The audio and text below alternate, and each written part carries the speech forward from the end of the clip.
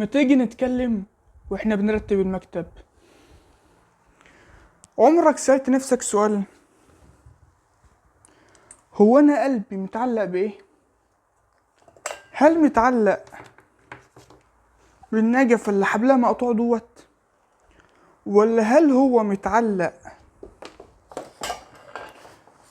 بالسوشيال ميديا واللايكات والشهرة، ولا هل هو متعلق بالموبايل اللي في ايدي طول الليل وطول النهار، ولا هو متعلق بالبت اللي انت بتكلمها واهلها مش عارفين، ولا يمكن متعلق بربنا سبحانه وتعالى؟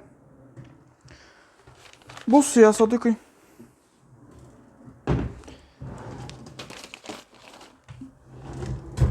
القلب دوت عامل زي الطفل الصغير والله. لو سبته يروح مع الطيار اللي ماشي هيوديك في داهية ويروح هو في داهية، لان زي ما قلت لك هو طفل صغير ما يعرفش حاجة، شايف ده ماشي وشكله حلو فهيروح معاه. فكون انك تسيب قلبك لوحده ما تربطوش، ده هيوديك في داهية. واكيد طبعا انت كبير زيادة عن اللازم ان انا احذر اكتر من الموضوع ده. مشكلة ان ديت ورقة من تالتة ثانوي اللي انا لسه مخلص، ومع استاذي المفضل مستر محمد صلاح، فلا يمكن ان هي تترمي. تمام؟ فقلبك ده لو ربيته على حب ربنا وطاعته عمره ما هيسيبك ويجري، دايما هيبقى معاك. انا عاوز احكي لك قصة، الله اعلم اذا كانت القصة دي حقيقية ولا قصة مصطنعة بس عشان تدعم الموضوع بتاعنا. كان في شاب زي وزيك كده، كل ما يقوم من النوم ما يغمضش ما يفتحش عينه الا وعلى التليفون، يقعد على التليفون بالساعات بيسمع الفيديوهات ومنغمس في الملهيات، وبيقضي وقت طويل في الشتات مع الصاحبين والصاحبات. فلما يجي وقت الصلاة بقى صاحبنا ده يعمل ايه؟ يقعد يقول ايه؟ ده انا مش قادر، هقوم كمان شوية. الشوية في شوية في شوية يجي بالليل يلاقي نفسه ضيع اليوم كله من غير ما يصلي ولا يعمل حاجة مفيدة، ويزعل صاحبنا. طب بتزعل ليه يا عم الحاج؟ ده انت عامل حاجة انت بتحبها، انت غبت طول الليل والنهار على التليفون اللي انت بتحبه والفيس والواتس والحاجات دي كلها حاجات جميلة اهي، بس للأسف ما يعملش أي حاجة لنفسه ولا لمجتمعه ولا لمستقبله ولا لدينه. تمام؟ والجلابية السمراء اتوسخت من المكتب بتاعي، ماشي. بس الأخ دوت في يوم من الأيام اللي هو بيقعد يتصفح فيها لقى مقطع لشاب زينا كده ربنا يبارك فيه، بيقول له قلبك فين؟ قلبك انت ربطت ولا لسه؟ سايب قلبك مع ربنا ولا سايبه مع السوشيال ميديا ومع الطيار اللي ماشي؟ فنور حاجة في عقله. ما هو انا مش عارف بقى، هو مش عارف هو ساب قلبه فين.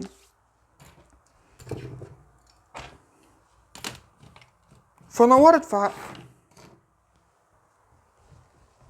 فبدأ يقول انا قلبي مع مين؟ قلبي مع ربنا ولا مع الدنيا؟ المقطع ده هز قلبه، هزه كده، هزه قلب، هز يعني ماشي، ما تدققش معايا، ماشي. فالمقطع ده هزه وبدأ يقول انا بعمل ايه؟ انا مبسوط من ايه؟ ايه اللي انا بعمله ده؟ انا بستفاد ايه لما بخلص يوم؟ بستفاد ايه؟ الايام دي كلها بتضيع عليا، انا مش مستفاد حاجة. ومن هنا الشاب افتكر حديث النبي صلى الله عليه وسلم: لا تزول قدم عبد يوم القيامة حتى يسأل عن 4: عن عمره فيما أفناه، وعن شبابه فيما أبلاه، وعن ماله من أين اكتسبه وفيما أنفقه، وعن علمه ماذا عمل به. فافتكر ان الحاجات دي والشباب ده هيسأل عنه. طب هو انا ازاي الشباب ده انا ربنا هيسألني عنه وانا ما استفدتش منه؟ تمام؟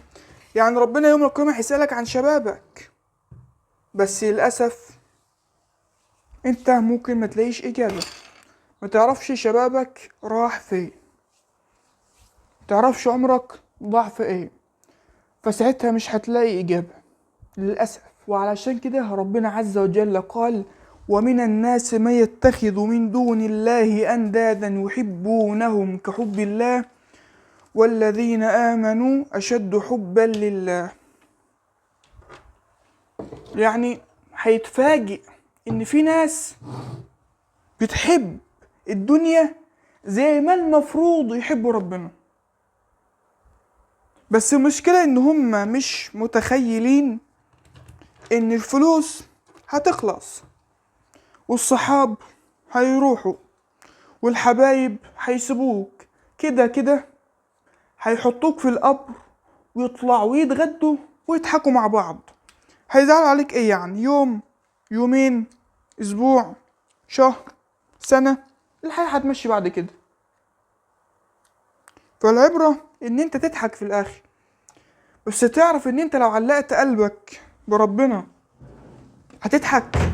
هتضحك طول عمرك، دنيا واخرة، في القبر وفي الدنيا هتضحك، لان ربنا عز وجل هو الوحيد سبحانه وتعالى اللي يقدر يبسطك في الدنيا وفي الآخرة،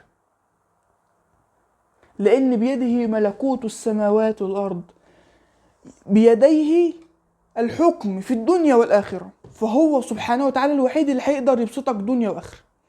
علشان كده ربنا عز وجل قال: الذين آمنوا وتطمئن قلوبهم بذكر الله ألا بذكر الله تطمئن القلوب.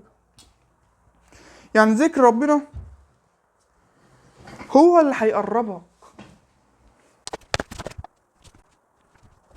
علشان كده أنا من المكان العالي دوت من فوق مكتبي بقولك: شوف دلوقتي قلبك مربوط بإيه. لو مربوط بالدنيا فك واربطه بربنا، خليه متعلق بالله عز وجل، ولسه قدامك وقت ان انت تتوب طالما لسه فيك نفس. بس مش بقولك كده علشان تماطل، انا بقولك كده علشان تتوب دلوقتي. تمام؟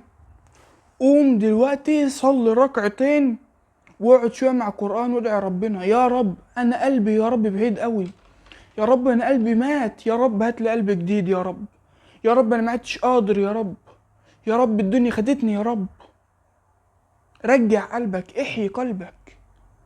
تمام؟ وفي الاخر اوعى تخلي الدنيا تسرق لك قلبك، لان القلب ده هو المضغة اللي النبي صلى الله عليه وسلم قال لنا عليها، فلازم تبقى كويسة، اصلح قلبك. تمام؟ واظن كده كفاية على الفيديو دوت، وان شاء الله يكون الموضوع مهم بالنسبة لك. فعلشان كده ما تنساش تدعمنا بلايك واشتراك، وتقول لنا على افكار فيديوهات جايه، وتقول لنا رايك في الفيديوهات وايه اللي المفروض يتحسن مثلا. تمام؟ والسلام عليكم ورحمه الله وبركاته. احب ابشركم ان انا وانا بقعد على المكتب تقريبا انا كسرته، المكتب عمال يتهز. السلام عليكم، ما عدتش عامل كده تاني.